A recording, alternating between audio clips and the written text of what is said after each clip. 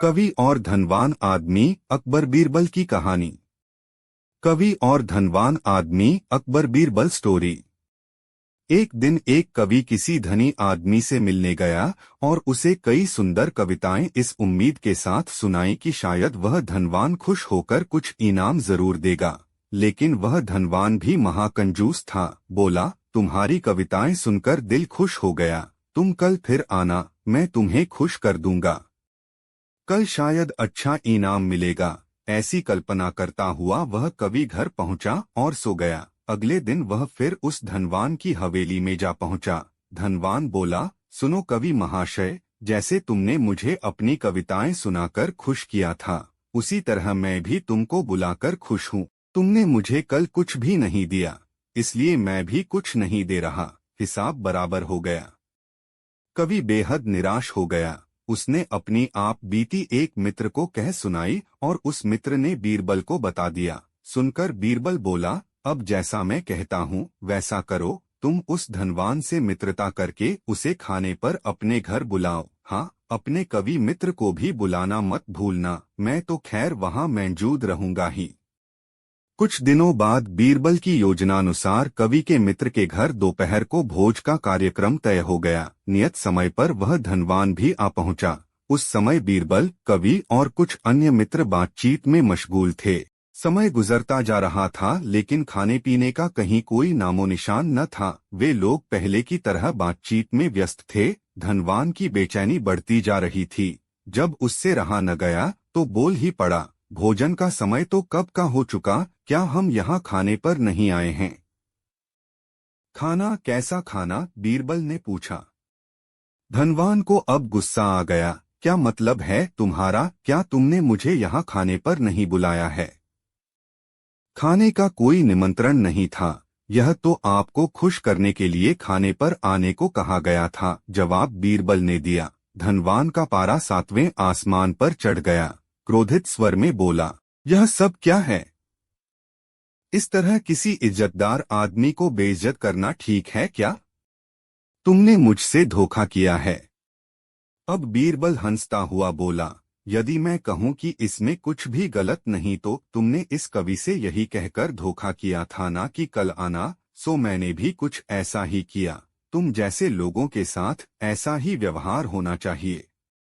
धनवान को अब अपनी गलती का आभास हुआ और उसने कवि को अच्छा इनाम देकर वहां से विदा ली। वहां मौजूद सभी बीरबल को प्रशंसा भरी नजरों से देखने लगे। मुख्य पृष्ठ अकबर बीरबल की कहानियां। मुख्य पृष्ठ संपूर्ण हिंदी कहानियां।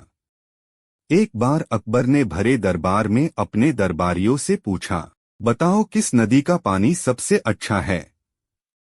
सभी दरबारियों ने एकमत से उत्तर दिया, गंगा का पानी सबसे अच्छा होता है। लेकिन बादशाह के प्रश्न का उत्तर बीरबल ने नहीं दिया। उसे मौन देखकर बादशाह बोले, बीरबल तुम चुप क्यों हो? बीरबल बोले, बादशाह हुजूर, पानी सबसे अच्छा यमुना नदी का होता है।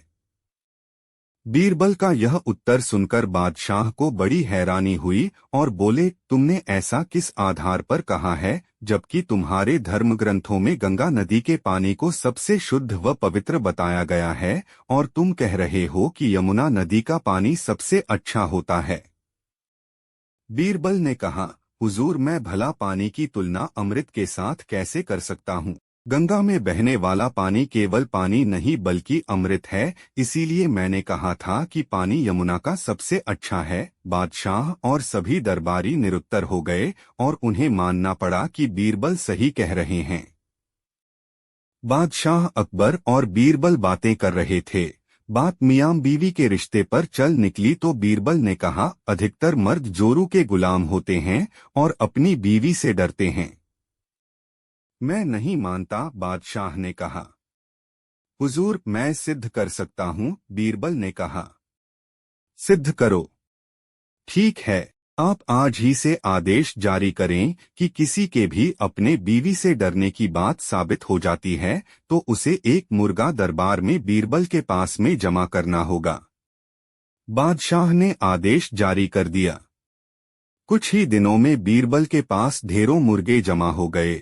तब उसने बादशाह से कहा, हुजूर, अब तो इतने मुर्गे जमा हो गए हैं कि आप मुर्गी खाना खोल सकते हैं। आप अपना आदेश वापस ले लें।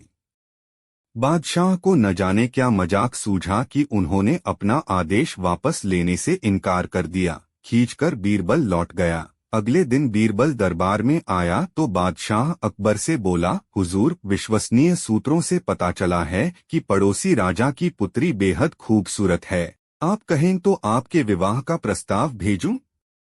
यह क्या कह रहे हो तुम? कुछ तो सोचो। जनाना खाने में पहले ही दो हैं। अगर उन्होंने सुन लिया तो मेरी खैर नहीं। बादशाह ने कहा, हुजूर, 2 मुर्गे आप भी दे दें। बीरबल ने कहा। बीरबल की बात सुनकर बादशाह झेंप गए।